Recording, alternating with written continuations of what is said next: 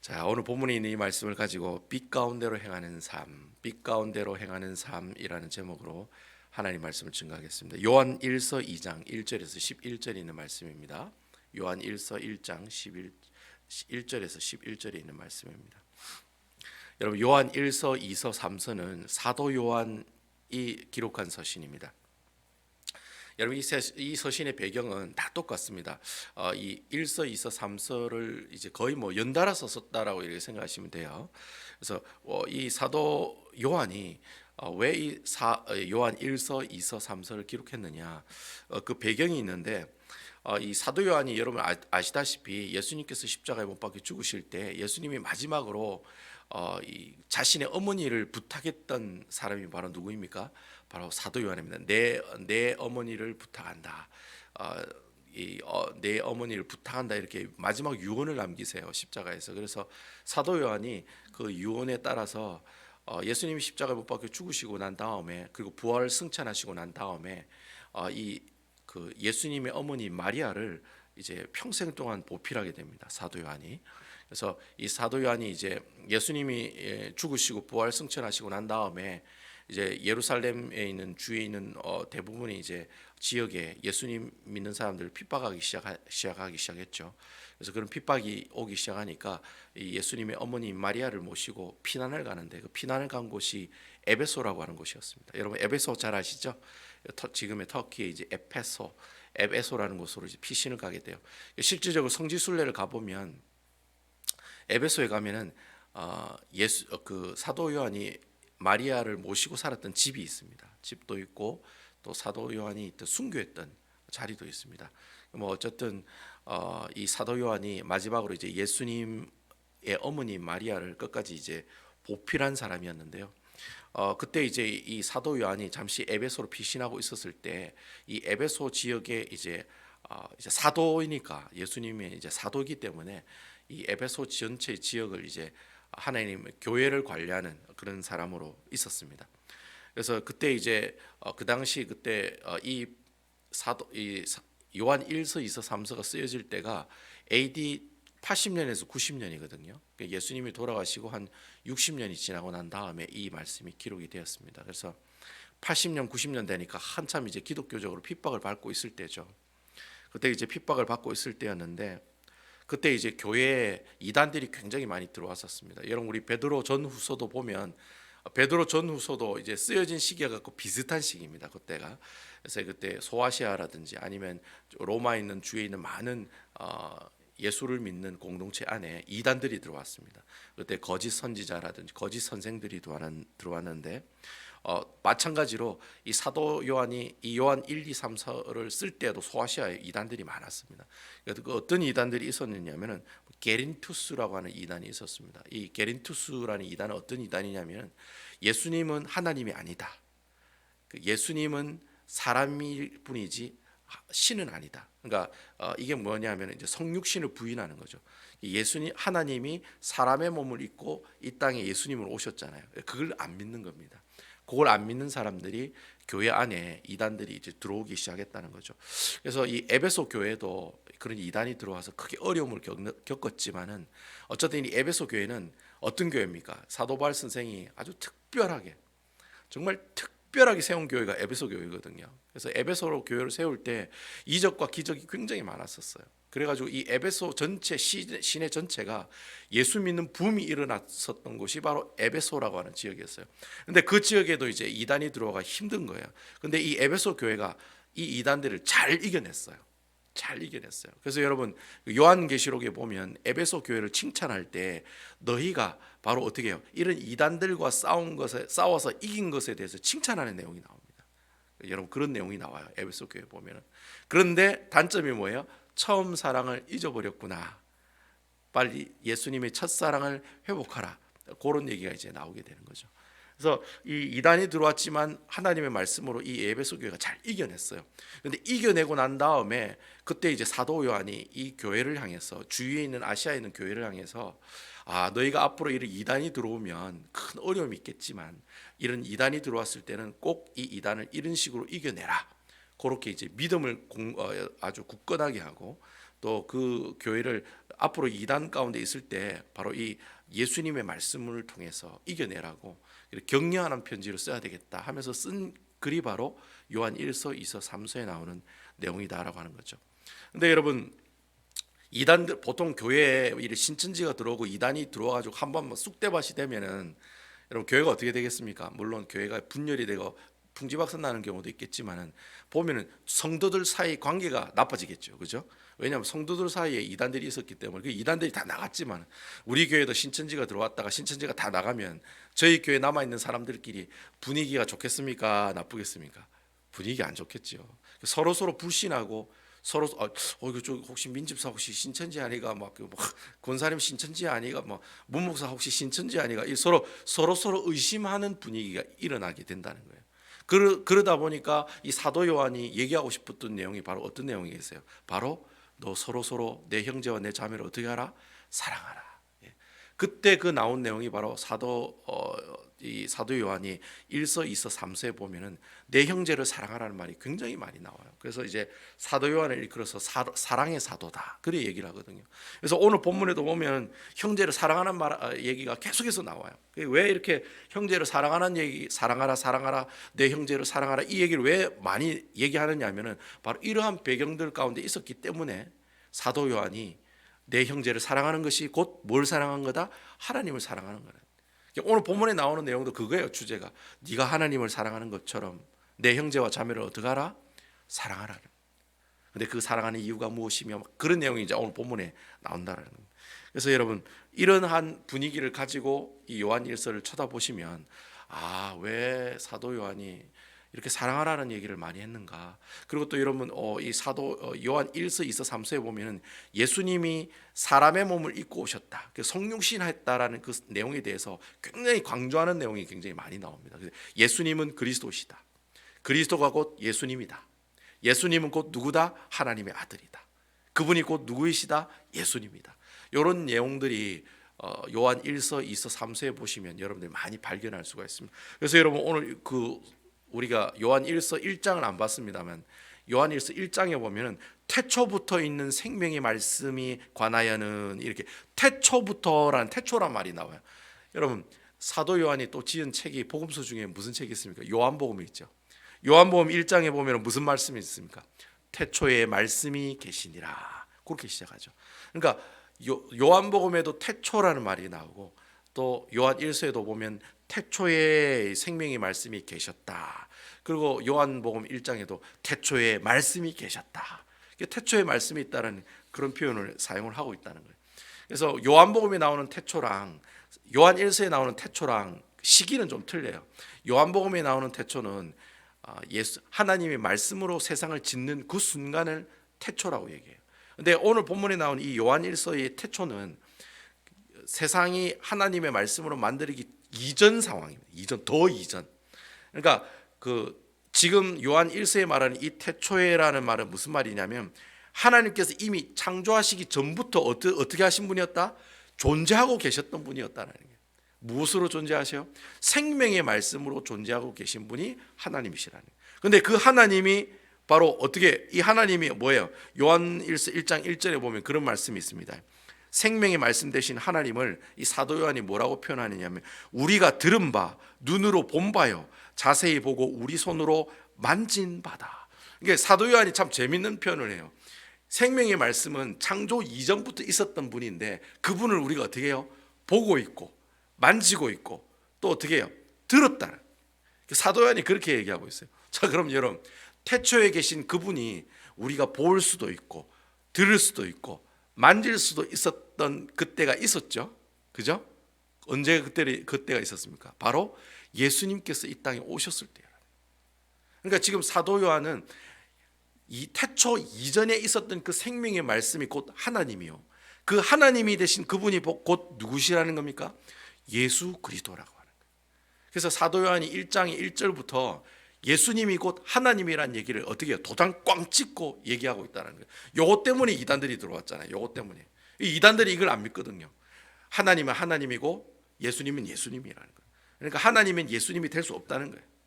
신성한 하나님이 더러운 사람의 몸을 입고 이 땅에 올 수 없다는 그 이단들이 그랬거든요. 근데 오늘 사도 요한이 1장 1절부터 애초에 도장을 꽝 찍는 거예요. 아니다. 태초에 생명의 말씀이 계셨는데 그 말씀은 우리가 이미 보고 듣고 심지어 부활하신 예수님을 어떻게 해요? 만졌잖아요. 내가 만졌다고. 사도 요한이 옆에 있으면서 예수님을 만지셨잖아요. 만졌잖아요. 우리가 직접 그렇게 했다고. 바로 그 생명의 말씀 되신 하나님 곧 누구이시다? 예수님이다. 그리고 그 예수님을 사도 요한은 뭐라고 표현하냐면 하나님의 빛이다 그렇게 표현을 해요. 여러분 보통 성경에 빛이다 light라는 이 얘기가 나오면 이 빛의 의미가 뭐냐니까 생명 그리고 구원 그런 의미를 가지고 있어요. 그러니까 빛 대신 하나님 이 말은 구원 대신 하나님, 생명 대신 하나님 그런 의미를 가지고 있어요. 그러니까 바로 이 사도 요한이 예수님을 이끌어서 하나님의 빛이다. 왜 그렇게 얘기했을까요? 예수님은 구원하시고 우리를 구원의 은혜를 주신 분이시기 때문에. 그래서 사도 요한이 예수님을 이끌어서 하나님의 빛이다. 그러면 그리스도인이라면 그 하나님의 빛 대신 예수님을 어떻게 해라? 사귀는 인생이 되라. 좀 제발 좀 짝짝꿍이 되라고. 그래서 하나님과의 사귐을 가지는 인생이 되라고 그 1장 앞의 내용에 보면 이런 예수님과 사귀는 사람이 되어라. 그런 얘기가 나와요. 그러면 그 예수님을 어떻게 사귀느냐? 우리가 예수님을 어떻게 사귀입니까? 그 사도 요한이 마지막에 보면 뭐라고 얘기하냐면 1장의 마지막 부분에 보면은 바로 이 세상에 살면서 죄 짓는 삶을 청산하면 내가 죄를 안 지으면은 어떻게 해요? 빛 대신 하나님을 쫓아가는 삶을 살아갈 수 있다는 거예요. 그 빛 대신 하나님을 어떻게 해요? 내가 교제하고 펠로십하고 코이노니아하는 그런 삶을 살아갈 수 있다는 거예요. 그 얘기가 1장 앞에 나오는 내용입니다. 제가 여러분들에게 지금 요한일서 1장 내용을 쫙 읊어드리는 겁니다. 아시겠죠?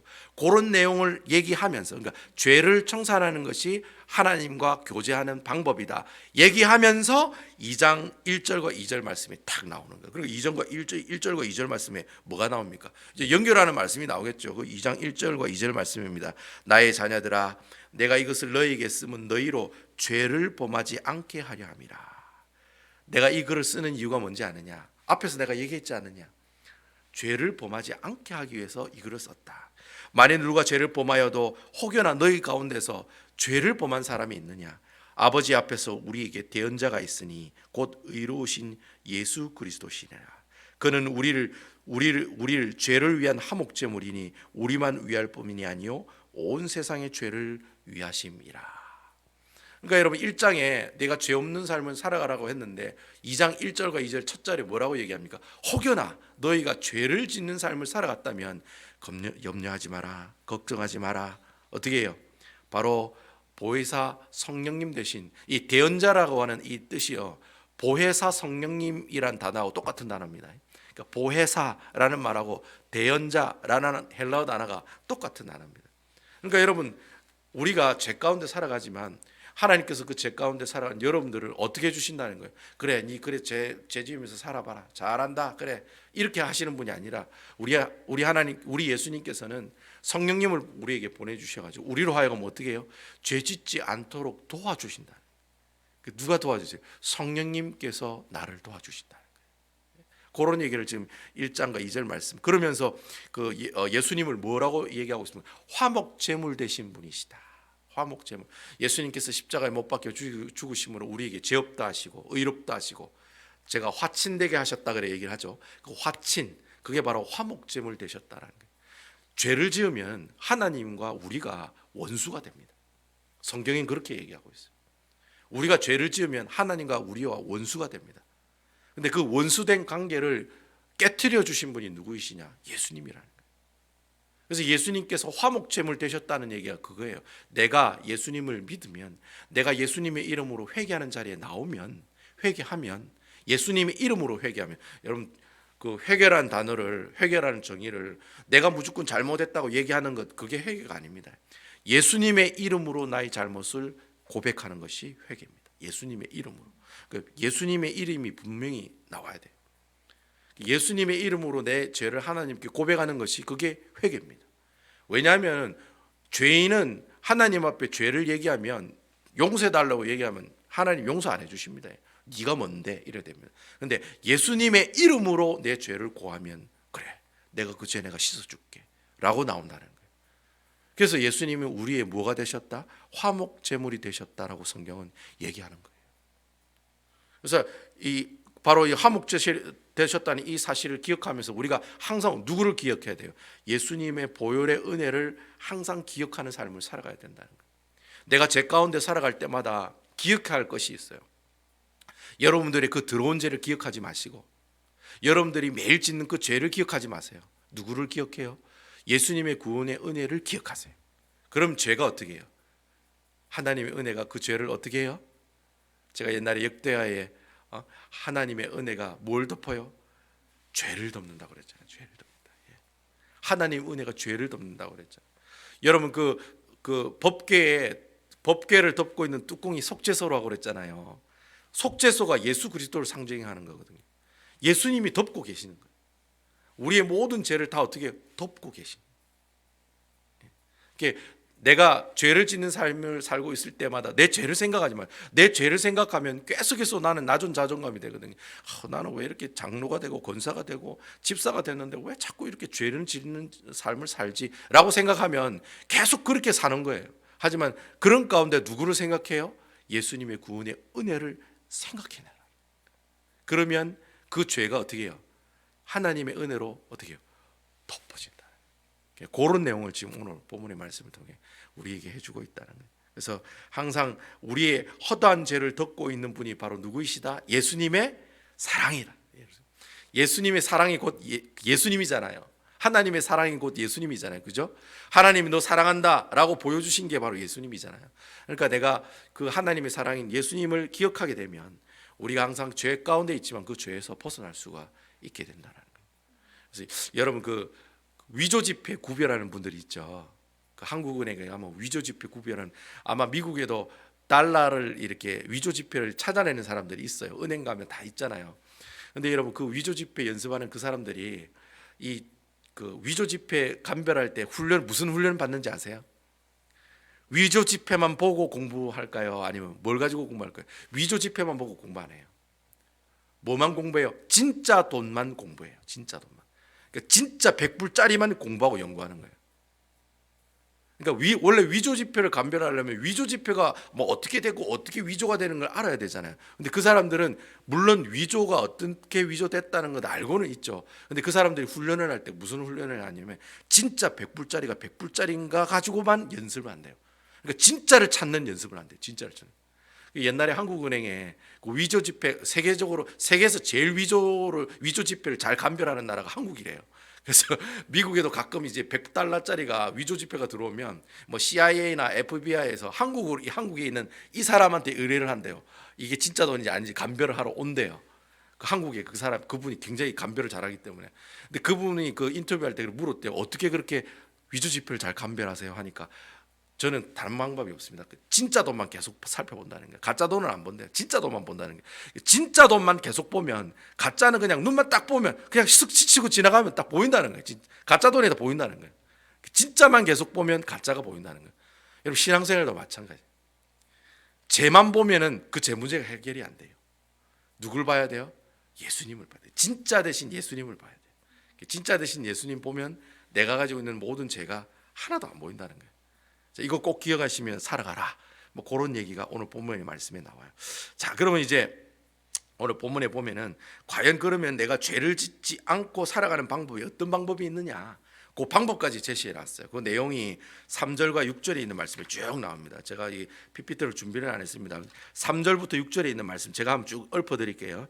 우리가 그의 계명을 지키면 이로써 우리가 그를 아는 줄로 알 것이요 그를 아노라 하고 그의 계명을 지키지 아니하는 자는 거짓말하는 자요 진리가 그 속에 있지 아니하되 누구든지 그의 말씀을 지키는 자는 하나님의 사랑이 참으로 그 속에 온전하게 되었나니 이로써 우리가 그의 안에 있는 줄 아노라. 그의 안에 산다고 하는 자는 그가 행하신 대로 자기도 행할지니라. 이 말이 무슨 말이에요? 내가 죄를 짓지 않고 사는 방법 중에 하나가 뭐예요? 하나님의 계명을 지키며 살아간다는 거예요. 하나님의 계명을 지키는 것이 바로 어떤 거예요? 내가 죄를 짓지 않고 살아가는 방법들 중에 하나라는 거예요. 그러면 무슨 계명을 지키냐 말이에요. 무슨 계명을? 그런 얘기까지도 나와 있어요. 여러분 9절과 10절에 보면은 무슨 계명을 지키느냐까지 나와 있어요. 9절과 10절 말씀입니다. 빛 가운데 있다 하면서 그 형제를 미워하는 자는 지금까지 어둠에 있는 자요. 10절 그의 형제를 사랑하는 자는 빛 가운데 거하여 자기 속에 끄리낌 없으나. 예수님께서 우리에게 두 가지 계명을 주셨죠. 어떤 계명입니까? 하나님을 사랑하고 내 이웃을 내 몸같이 사랑하라. 여러분, 하나님을 사랑하고 내 이웃을 내 몸같이 사랑하라는 계명은 예수님이 주신 계명인데 원래 그 계명은 구약 성경에 다 나오는 내용이에요. 구약 성경에 나오는 모든 내용이 하나님을 사랑하라, 내 이웃을 내 몸같이 사랑하라. 10계명에도 다 나오잖아요. 10계명 1계명이 하나님 사랑하는 계명이고 5계명부터 10계명에 나오는 것은 내 이웃을 내 몸같이 사랑하라는 뜻으로 주신 계명이잖아요. 이미 구약 성경에는 예수님이 얘기한 이 모든 계명에 관한 얘기가 다 나와 있어요. 그럼에도 불구하고 예수님이 꼭 이 계명을 새 계명이라 하면서 두 가지를 우리에게 주셨는데 왜 그 두 가지가 새 계명이라고 주셨느냐? 이유가 있어요. 자, 여러분 보세요. 예수님께서 하나님을 어떻게 사랑하셨습니까? 예수님이 하나님을 최고로 사랑했던 모습들이 어떤 모습들이죠? 십자가에 죽으시는 거였어요. 예수님이 하나님을 사랑합니다라고 하는 증표는 십자가에 못 박혀 죽는 거예요. 그리고 또 하나님의 아들이신 이 예수님이 자기 백성을 사랑하기 위해서 십자가에 못 박혀 죽는 것이 바로 뭐예요? 내 이웃을 내 몸같이 사랑하는 가장 큰 일이 바로 십자가에 못 박혀 죽으시는 사건이었어요. 그러니까 예수님은 십자가에 못 박혀 죽으심으로 두 가지를 다 우리에게 보여주신 거예요. 하나님의 뜻에 순종, 내 이웃을 내 몸같이 사랑함. 이 두 가지의 큰 진리의 내용이 십자가 안에 다 나온다는 거예요. 그래서 예수님이 바로 십자가를 통해서 이 큰 두 가지 계명을 너희에게 보여줬다라는 거예요. 그래서 예수님이 이 계명을 옛 계명이라 하지 않고 무슨 계명이다? 새 계명이라고 이렇게 우리에게 전달하고 얘기해 주고 있다라는 거예요. 왜 이렇게 새 계명이라고 하면서 우리에게 주셨느냐? 그래 살아라는 거예요. 하나님을 사랑하고 내 이웃을 내 몸같이 사랑하는 것이 바로 어떤 삶이다? 그것이 바로 빛 가운데 살아가는 삶의 모습들이다라고 하는 겁니다. 그래서 여러분 11절에 이 사도 요한이 마지막에 굳이 그렇게 당부하잖아요. 형제를 미워하는 자는 어둠에 있고 또 어둠에 행하며 갈 곳을 알지 못하는 사람이다. 이게 빛 가운데 있는 사람은 하나님의 말씀대로 순종하는 사람인데 어둠 가운데 있는 사람들은 어떤 사람이라고 콕 집어서 얘기합니까? 형제와 자매를 미워하는 사람. 이거 아주 중요한 말씀이에요. 형제와 자매를 미워하는 그 사람은 어디 가운데 있는 사람이다? 어둠 가운데 있는 사람이라는 거예요. 우리 예수 믿는 사람들은 어둠 가운데 있는 사람이 아니에요. 빛 가운데 있는 사람들이에요. 그 빛이 어두움을 이겨나가는 삶을 살아가는 것이 예수를 믿는 사람들의 삶의 모습들이다라고 하는 거예요. 여러분 그 빛이 비추면 그 빛 밝기가 주위에 있는 그 주위를 다 밝게 만들잖아요. 그게 예수 믿는 사람들의 모습들이에요. 내가 점점 어둠 가운데 살아가는 사람이 예수 믿는 사람이 아니라 점점 빛을 발하며 사람들에게 영향력을 끼쳐 나가는 것이 그리스도인의 삶의 모습들이라는. 그래서 예수님께서 그리스도인을 빛의 열매들이다 그렇게 얘기하잖아요. 빛의 열매들이다. 내가 빛의 열매들과 같은 존재가 바로 예수 믿는 사람들이다. 그렇게 얘기를 하고 계시는 거예요. 그러니까 여러분은 죄 가운데 형제 자매를 미워하고 시기하고 질투하고 그런 모습으로 살아가는 모습들은 곧 어떤 모습이에요? 빛 가운데 거하는 삶의 모습들이 아니라 바로 어둠 가운데 있는 삶의 모습들이다라는 거예요. 그러니까 이런 것들을 어떻게 해요? 하지 말라는 거예요. 너희가 그런 것들을 이제 하지 마라. 무엇을 근거로? 예수님의 사랑을 근거로, 예수님의 십자가의 구원의 은혜를 근거로 그렇게 너희가 더 이상 살면 안 된다는 거예요. 여러분 한번 생각을 해보세요. 사도 요한이 이 편지를 보낼 때 그 교회 상황이 온갖 신천지 때문에 이단 때문에 교회가 풍지박산됐을 때 서로 성도들이 의심하고 서로 형제와 자매들을 어떻게 해요? 사랑하는 마음이 하나도 없는 그 분위기 가운데 지금 사도 요한이 이 편지를 통해서 우리에게 얘기하고 있는 거예요. 하나님의 빛 가운데로 삶을 살아가는 것이 바로 예수 믿는 사람이야. 그럼 어떻게 해요? 내 이웃과 내 주위에 있는 형제 자매들을 어떻게 하라는 거예요? 사랑하라는 거예요. 그 사람들을 사랑하며 섬겨 나가라는 거예요. 그래서 이 사랑하라는 표현을 계속해서 사도 요한이 요한 1서 2서 3서에 보면 계속 나와요. 사랑하라고. 하나님을 사랑하고 또 누구를 사랑해요? 내 이웃을 내 몸같이 사랑하라고. 그렇게 우리에게 간곡히 부탁하고 있는 내용이 오늘 이 본문에 있는 말씀이라는 거예요. 저는 여러분들이 믿지 않는 사람들에게 빛과 같은 존재들이 되었으면 좋겠어요. 그래서 우리 그 배다니 교회가 올해는 정말 여러분들이 빛과 같은 존재들이 되었으면 좋겠어요. 그래서 선한 영향력들을 많이 끼치는 분들이 되었으면 좋겠어요. 주위에 있는 내 형제와 내 이웃을 사랑하고 사랑하는 그 마음을 통해서 어떻게 해요? 내가 빛을 바람으로 그들에게 선한 영향력을 끼치면 그러면 그들도 어떻게 해요? 어둠에 있던 그들도 어떻게 해야 돼요? 빛으로 어떻게 해요? 밝아진다는. 그게 그리스도인의 모습들이라고 하는 거예요. 교회 안에서도 보면은 참 어려운 일들이 많아요. 관계적인 문제들 때문에. 그래서 내가 먼저 빛이 한번 되어 보세요. 한번 되어 보자고요. 내가 한번 빛이 되어 보자고. 내가 빛이 되어지면 내 빛이 바로 옆에 있는 사람들에게 비춰지지 않을까요? 그러면 그분들도 어떻게 해요? 어둠에서 벗어나서 정말 하나님을 사랑하고 내 이웃을 내 몸같이 사랑하는 그런 빛 가운데 행하는 그런 삶을 살아가는 형제 자매들이 될 거예요. 그렇게 되면 이 교회가 바로 어떤 교회가 될까요? 바로 하나님께서 기뻐하시는 그 교회가 되지 않을까 저는 생각합니다. 그래서 아무쪼록 오늘 올해 새 첫 이 말씀이 참 의미가 있는 것 같아요. 그래서 저도 여러분들을 죽도록 사랑해야 되고 여러분들도 여러분 주위에 있는 많은 형제 자매들을 어떻게 해요? 죽도록 사랑하셔야 돼요. 이것이 하나님의 명령이고 하나님께서 오늘 사도 요한을 통해서 우리에게 권면하시는 말씀입니다. 힘드시더라도 애를 쓰셔서 어쨌든 하나님께서 기뻐하시는 빛 가운데로 행하는 삶을 살아가는 아름다운 우리 배다니 교회 성도 여러분들 되시기를 주님의 이름으로 축원드리겠습니다.